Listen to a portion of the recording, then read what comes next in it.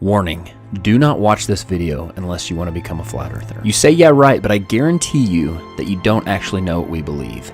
And if you let yourself watch to the end with an open mind, you'll find out that it's actually you that's been hanging on a belief system, on a religion as it relates to the globe. You'll also develop a newfound respect for this group of people that support this channel and who are so willing to be called stupid, so willing to be looked at as idiots for simply questioning the narrative of what they're being told. Because the reality is, no one becomes a flat earther by seeing the floating pancake. Yeah, we think that's ridiculous too.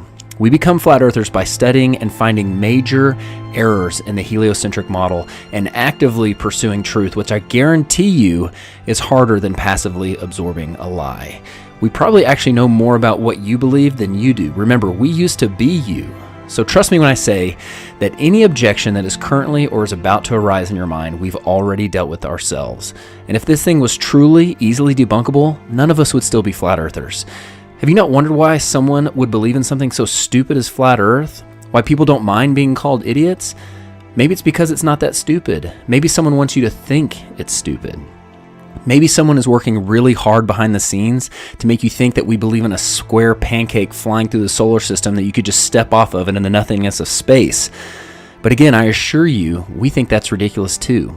Nor do we have anything to do with the Flat Earth Society. I've attended and spoken at conferences all over the US and Canada and met thousands of flat earthers, and not once, never have I met someone associated with the Flat Earth Society. That is an organization of half-truths and idiotic science, okay? We are simply people in search of truth who hold empirical, measurable, repeatable science as well as ancient accounts on a higher level than mere theoretical mathematics. And last thing before I get going, I want you to know that they are banking on you not questioning this. They're hoping to their God with a lowercase g that you do not look into this, because they know if you do, you're going to have some major questions that unfortunately have no warm and fuzzy answers, which is why they've worked so hard to keep the flat earth, the perception of flat earth, as a theory that only morons could believe in. So sit back, relax, and I promise you will not regret it.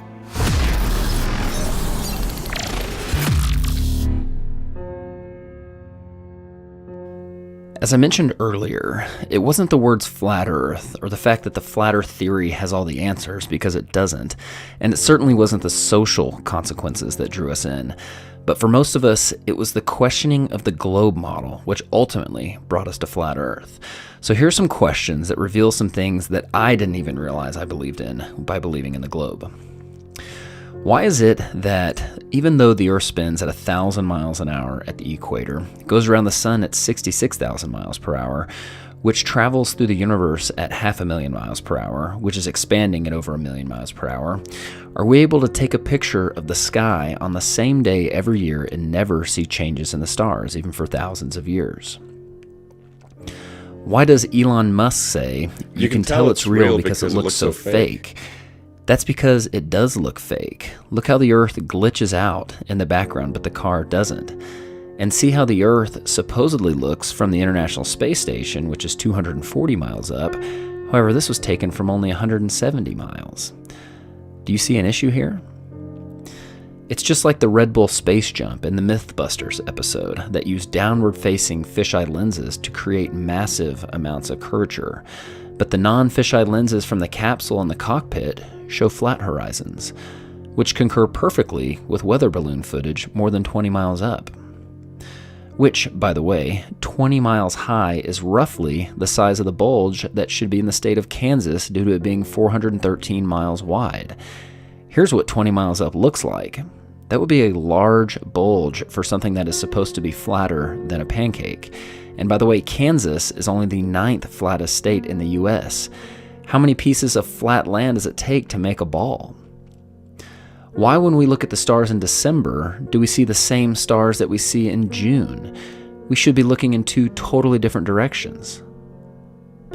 If ships sail over the curve of the Earth, why are we able to bring them back into view with high-powered lenses as if they merely sailed past the horizon of the eye's angular resolution?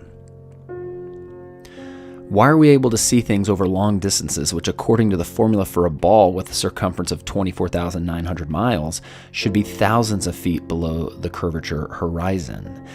And now, with infrared technology, we are seeing things that should be miles below the horizon if we truly lived on a ball. If Eratosthenes proved the Earth was a ball thousands of years ago with an experiment using shadows, why do experts say that his results should actually be the same on a flat Earth with a smaller local sun? If the sun barely looks bigger than the other stars from Saturn, why is it able to completely light it up so that we can see it from Earth? And if something merely the size of the other stars can do that, why is the backside of Saturn not lit up by the billions of stars on the other side? And why are there dark sides to any objects in the solar system? If moonlight reflects the warm light of the sun, why is moonlight measurably cold? Why is it warmer in the shadows at night when it's the exact opposite of what we experience in the sunlight during the day? How is it possible that our positive atmosphere sticks to this ball right next to the negative vacuum of space without a barrier in between? How is it that people claim to see lights in the sky that are the International Space Station and other satellites when they do not have lights on them? And due to their supposed distance off the ground, the sun wouldn't have the ability to reflect light off them, let alone the fact that I do not believe you could see a satellite, something the size of a pickup truck, 250 miles away, even if it was lit by the sun. That's like saying you could see a vehicle in Oklahoma City while standing in Dallas. How is it we supposedly went to the moon 50 years ago, but now we can't leave low Earth That's orbit? the farthest that we can go. Why are the pictures of Earth from space described as composite images, using ground-based observations and Photoshop to fill in the gaps? Why was all the original moon footage and telemetry data destroyed? Why is NASA constantly getting caught on live feeds with men in the background of models, harnesses on the International Space Station, and bubbles and scuba gear in space like they're filming spacewalks in a pool? Why is YouTube hiding true flat Earth content and promoting the ridiculous false perception of the floating pancake? You're dealing with all these conspiracy theorists on your platform. So the first way is by demoting low-quality content and promoting more authoritative content, and the second is by providing more transparency for users. So we're introducing boxes that provide factual information at the top of results that have shown themselves to turn up a lot of information that is counterfactual, such as searching for the Earth is flat on YouTube, where you see a lot of... Your response is to put a box saying, nope, the Earth is not flat. Correct. Okay. And lastly, if we are so sure about this spinning ball heliocentric model, why are experts saying things like this? So everything we know about the universe, what we're made of, galaxies, stars, planets, that's all right here. So according to this chart, we are 96% stupid.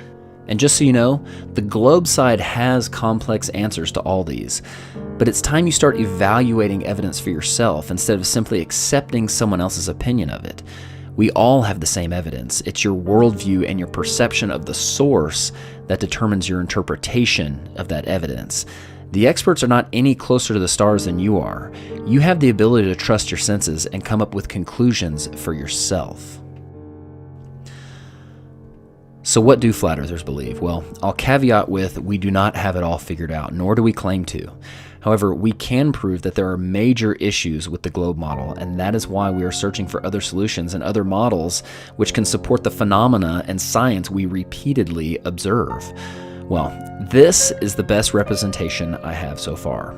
We believe the center of our motionless world is the North Pole, and an explorer or traveler can still circumnavigate this world from east to west or west to east by performing clockwise or counterclockwise circles around the North Pole.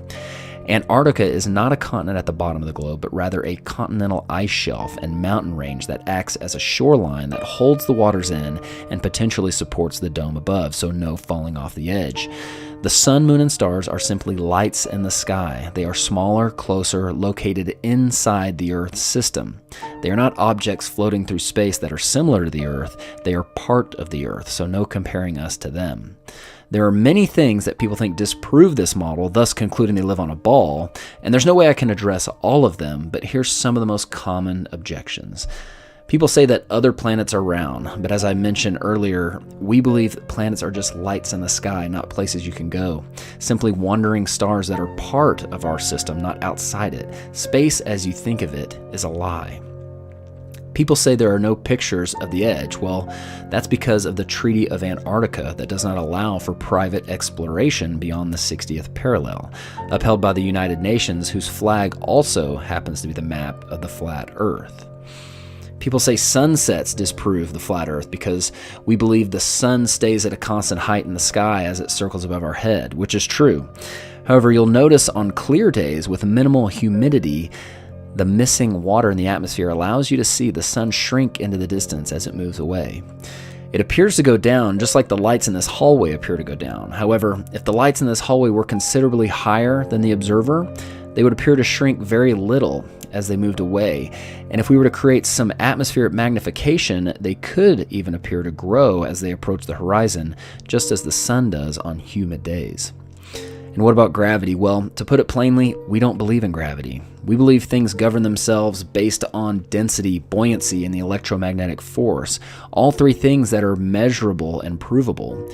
Gravity, even though it is sold as a law, is actually just a theory, and it's truly only needed to stick things to a ball or have that ball revolve around another ball. Newton himself had doubts about gravity, and in fact, it has never been proven to exist. There was an experiment performed in which gravity waves were supposedly detected from two black holes orbiting each other 1 billion light years away. Just for some perspective, the sun is only 8 light minutes away. So multiply that distance by 65,000 to get a light year, then multiply it by 1 billion. Then turn out the lights because they're black holes. They claim that everything in the universe gives off gravity waves, including the moon.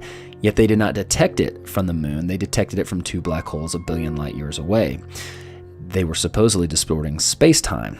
And the amount which they claimed to have detected this space-time being distorted was less than the diameter of the nucleus of an atom. So, please use your brains the next time you see NASA come up with a big discovery. Look how it's always accompanied with an artist rendering or an image instead of a picture, just like this image of a black hole that they supposedly stitched together from multiple forms of data that just happens to look a lot like the cover of the Soundgarden album, Black Hole Sun. Now, the big question, why would somebody cover this up? Well, because the forces of evil cannot rule the original creation, the one created by God. They have to create an artificial one, a perception, in order to remove the true God from the equation, lifting themselves up to be gods.